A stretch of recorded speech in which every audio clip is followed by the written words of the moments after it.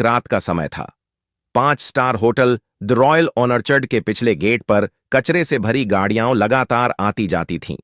उसी कोने में एक पतली, कमजोर, कांपती हुई लड़की जमीन पे बैठी थी, सुहानी। 2 दिन से उसने ज्यादा कुछ नहीं खाया था। भूख और दर्द से उसका हाल बेहाल हो चुका था। लेकिन आज सबसे बड़ा घाव उसका पेट नहीं, उसकी इज्जत थी। कुछ देर पहले एक आदमी ने उसे कोने में घेर कर कहा था, चलो मेरे साथ, 2000 दूंगा, बस एक रात का काम है, समझ तो रही हो? सुहानी ने कांपते हुए कहा था, मैं कोई ऐसी लड़की नहीं हूं, भूखी हूं, बेशर्म नहीं। और वह आदमी उसे छेड़ते हुए चला गया, पीछे गंदी नजरें छोड़कर। सुहानी वहीं बैठी रो रही थी कि तभी एक लाल कार होटल के पीछे आकर रुकी। दरवाजा खुला और बाहर उतरा विवेक राठौड़, होटल मालिक का बेटा, शहर का सबसे अमीर वारिस। वह फोन पर किसी से झगड़ रहा था। डैड, मैं बिजनेस होटल जैसा नहीं चलाऊंगा। मैं कोई मिलावटी सामान अपने ग्राहक को नहीं खिला सकता। प्लीज, आप बात को समझ रहे हैं ना? वह फोन काटकर उलझा हुआ आगे बढ़ा ही था कि उसकी नजर सुहानी पर पड़ी। वह झिनका।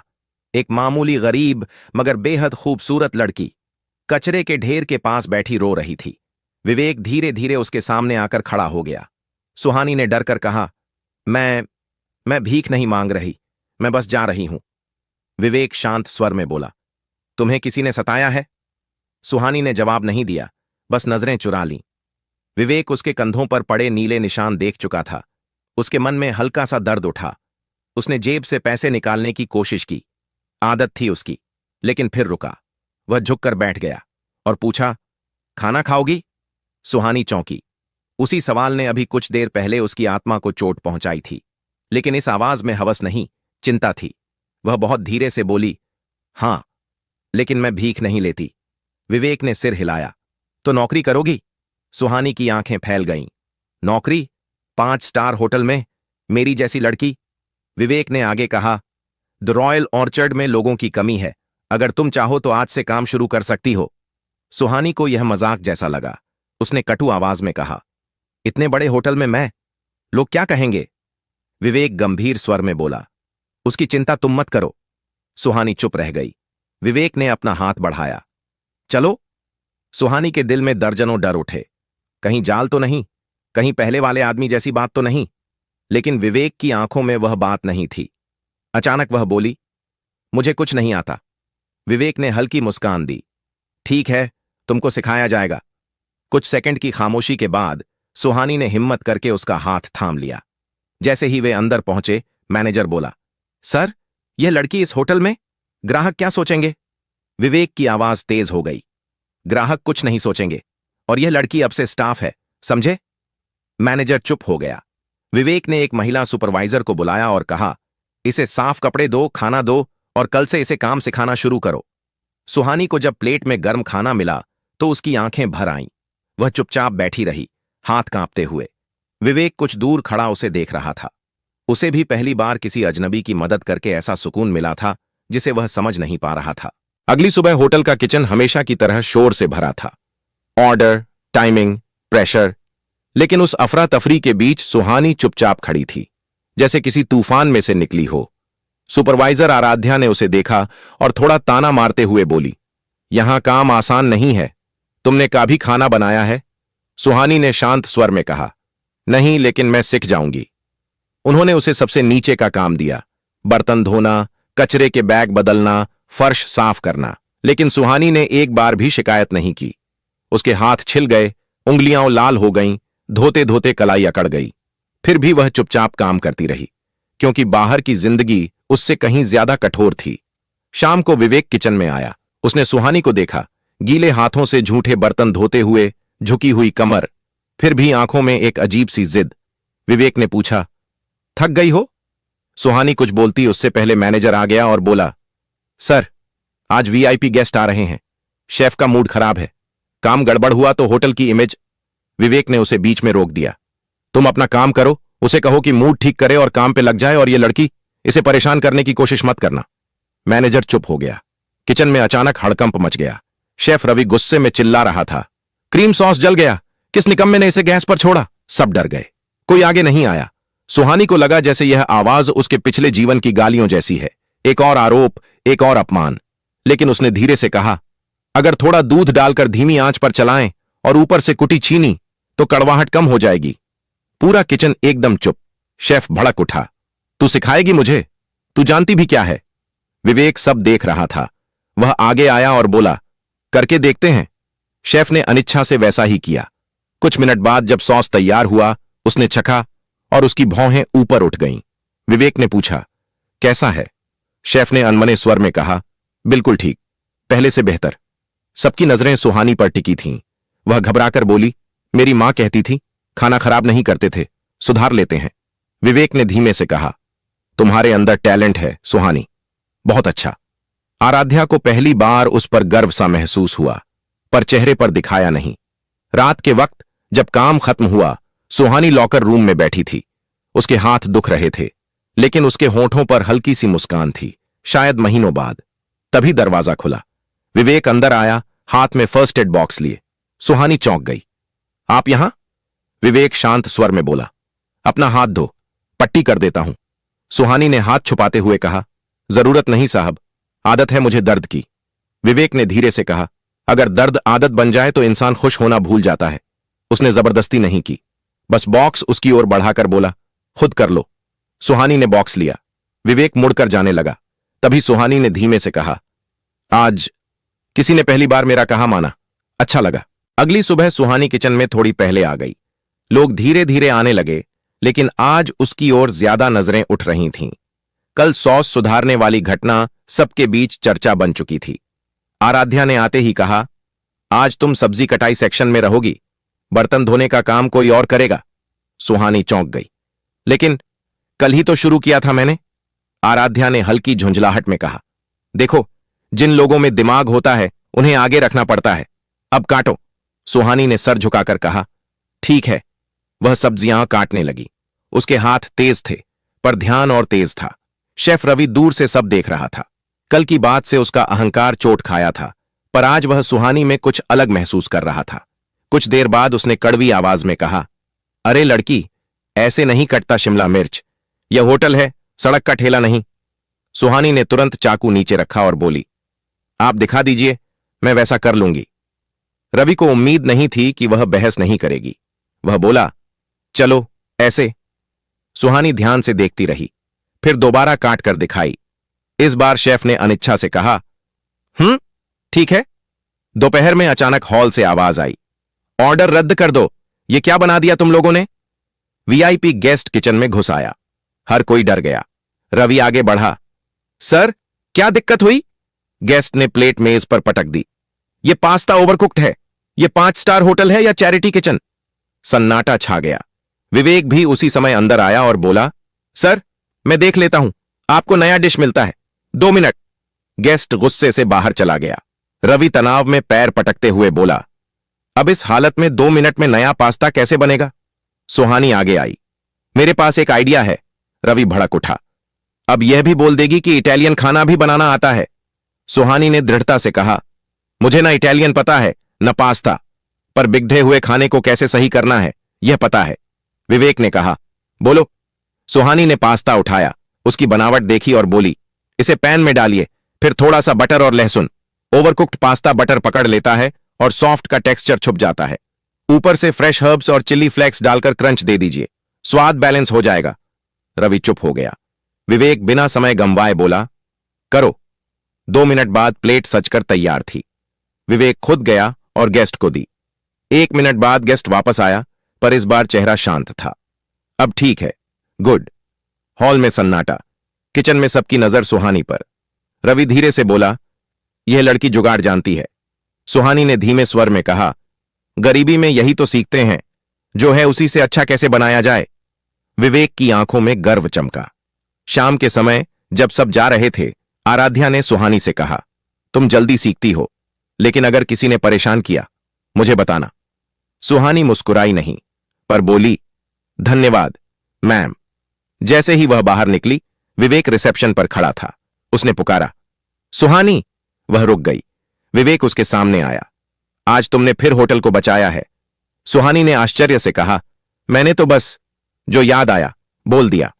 विवेक गंभीर स्वर में बोला, यही तो फर्क है, बाकी लोग किताबों से सीखते हैं, तुम जिंदगी से सीखती हो। सुहानी का दिल तेजी से धड़कने लगा। वह कुछ नहीं बोल पाई। विवेक ने कागज बढ़ाया। यह तुम्हारी ज्वाइनिंग फॉर्म है। आज से तुम ट्रेनिंग किचन असिस्टेंट हो, सैलरी भी शुरू।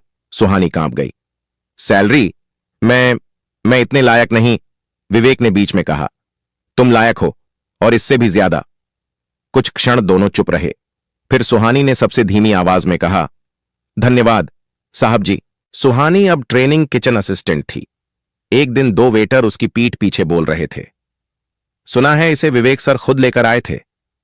हां, तभी तो इतनी जल्दी प्रमोशन मिल गया। होटल में सब समझते हैं, पता नहीं कैसे इसने सिर को अपने जाल में फंसा लिया। सुहानी ने सुना।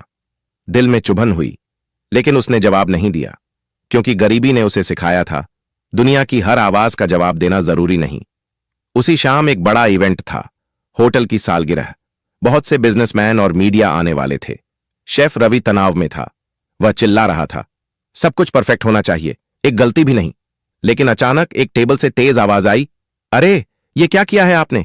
ये खाना हमारी डिश से मैच नहीं कर रहा। ये किसी एग्जीक्यूटिव गेस्ट का बुरा फीडबैक था। रवि घबरा गया। स्टाफ इधर उधर भागने लगा। विवेक तुरंत पहुंचा। क्या हुआ? गेस्ट ने कहा। स्वाद मिसमैच है, बिल्कुल अलग। रवि बड़बड़ाया, मेरे सेक्शन की डिश तो परफेक्ट थी, ये कैसे? तभी सुहानी आगे आई। क्या मैं प्लेट देख सकती हूं? सब चुप हो गए। विवेक उसकी ओर देखने लगा। सुहानी ने डिश देखी, चखी और बोली, इसमें जो बेस मसाला है वो हमारे वाला नहीं है। किसी ने गलती से स्टॉक रूम का पुराना मसाला उठा लिया है। रवि डर गया। क्या? तुम कैसे पहचान पाई? सुहानी ने कहा, जो मसाले मैंने बनाए थे उनमें हल्की खुशबू थी, इसमें नहीं है, यह कच्चा है। विवेक ने तुरंत आदेश दिया, नया बेस बनाओ अभी। रवि बोला, पर इतना जल्दी? सुहानी धीमे स्वर में बोली, मैं बना दूं? रवि, मैनेजर, सब चौंक गए। विवेक तुरंत बोला, यस, गो अहेड। सुहानी किचन के बीच में खड़ी हुई। उसके हाथ तेजी से चले, मसाले, तेल, जड़ी बूटियां, उसका हर मूवमेंट ऐसा जैसे किसी को याद करके बना रही हो, शायद अपनी मां को। रवि उसे देखता रहा। 2 मिनट बाद उसने बेस चखा और पूरी तरह रुक गया। यह तो बिल्कुल होटल के सिग्नेचर जैसा है। विवेक के चेहरे पर गर्व और राहत दोनों थे। नया खाना तैयार हुआ। गेस्ट ने चखा और मुस्कुराकर कहा, अब ठीक है, वेरी गुड।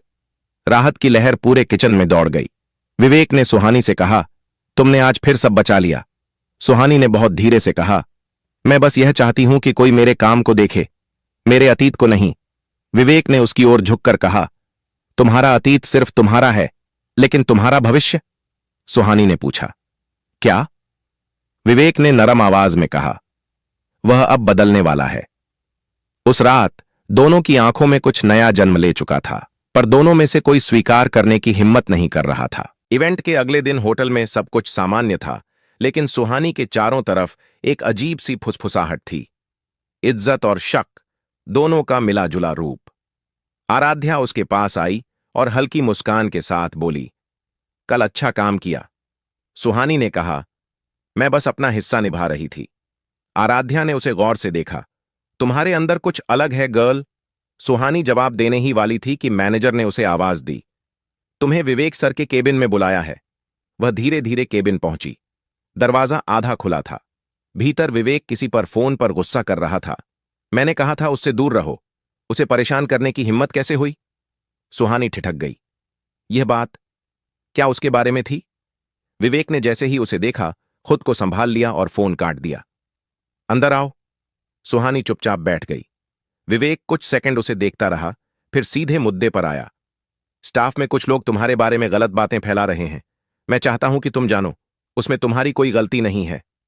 सुहानी ने धीमे स्वर में कहा, मैं ऐसी बातें सुनने की आदी हूं, लेकिन मैं नहीं। विवेक का स्वर थोड़ा कड़ा था। मैं नहीं चाहता कोई तुम्हें चोट पहुंचाए। सुहानी उसके इस लहजे पर असहज हुई। आप ऐसा क्यों महसूस करते हैं? विवेक ने निगाहें उससे हटाईं। कुछ देर बाद बोला, क्योंकि तुम इस जगह की नहीं लगती। तुम किसी और तरह की जिंदगी की हकदार हो। सुहानी ने पहली बार उस पर आवाज उठाई। हक? मुझे कौन सा हक मिला है जिंदगी में? विवेक चुप हो गया। सुहानी की आवाज थोड़ी कांप रही थी, पर उसमें दृढ़ता थी। मैं यहां नौकरी करने आई हूं, किसी की दया पर जीने नहीं। विवेक ने धीरे से कहा, तुम गलत समझ रही हो, तो सही समझाइए। इन दो वाक्यों के बीच हवा भारी हो गई।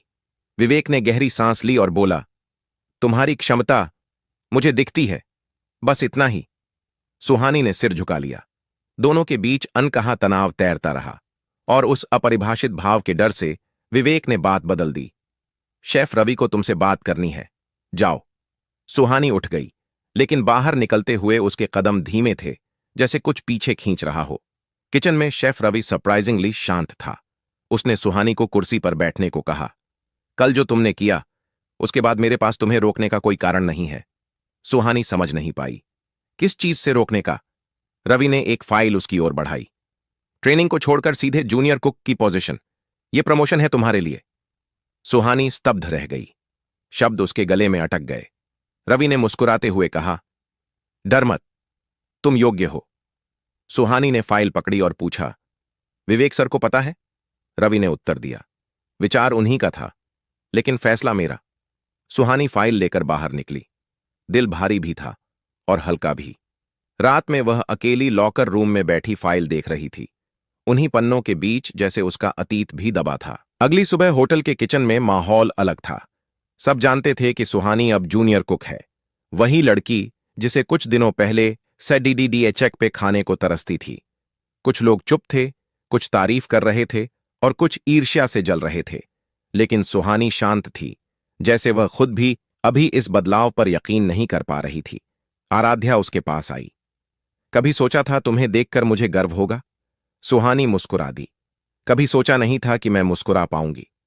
दोनों के बीच पहली बार एक सच्ची दोस्ती की शुरुआत हुई। दोपहर तक काम सामान्य था, लेकिन विवेक पूरी सुबह किचन के आसपास ही मंडरा रहा था। नजरें सुहानी पर टिक जातीं, फिर वह खुद को रोक लेता। शाम तक सुहानी ने नया डिश बनाया, सिग्नेचर ट्विस्ट के साथ। शेफ रवि ने छका और कहा, यह सिर्फ अच्छा नहीं, यह याद रहने वाला है। सुहानी ने फाइल सीने से लगाई। पहली बार उसे लगा वह कहीं पहुंच रही है, लेकिन इसी बीच एक अनचाहा मेहमान होटल में दाखिल हुआ। एक आदमी, गंदा, बिखरा हुआ, शराब की बदबू लिए। उसकी आंखें लाल थीं, चाल लड़खड़ाई हुई। वह सीधे किचन की ओर बढ़ा। सुहानी ने जैसे ही उसे देखा, उसके पैरों तले जमीन खिसक गई।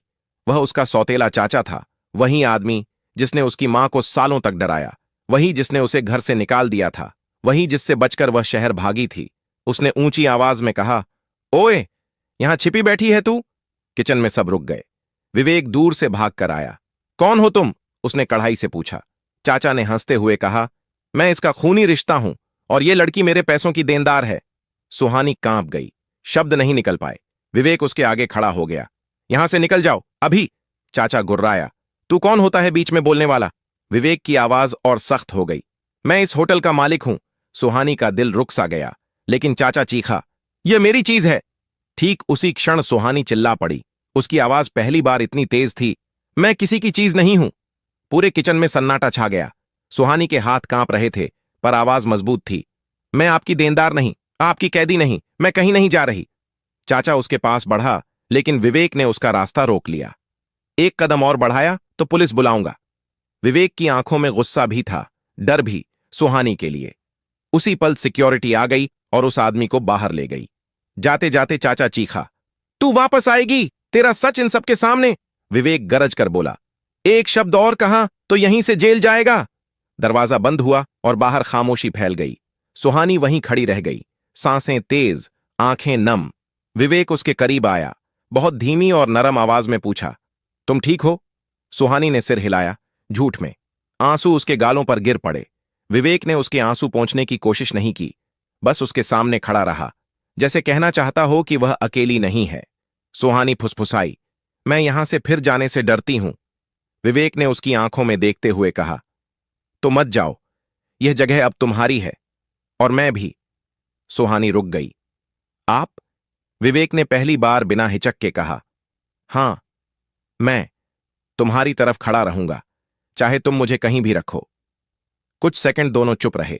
फिर सुहानी ने बहुत धीरे से कहा, मुझे भरोसा करना नहीं आता। विवेक ने हल्की मुस्कान के साथ कहा, मैं इंतजार कर लूंगा, जितना भी समय लगे। सुहानी ने पहली बार खुद से यह स्वीकार किया कि वह इस आदमी से दूर नहीं रह सकती, और पूरे जीवन में पहली बार उसे सुरक्षा, इज्जत और अपनापन एक ही जगह मिला था। 2 कदम आगे बढ़कर उसने कहा, मैं कोशिश करूंगी। विवेक के चेहरे पर वह मुस्कान उभरी जो उसने किसी के लिए सालों से नहीं दी थी। सुहानी ने उससे हाथ मिलाया, बहुत हल्के से, लेकिन उन उंगलियों की पकड़ में पूरा भविष्य बदलने की ताकत थी। उस पल किचन में सिर्फ दो लोग थे, एक गरीब लड़की जिसने खुद को फिर से बनाया था और एक अमीर लड़का जिसने पहली बार किसी को दिल से महत्व दिया था।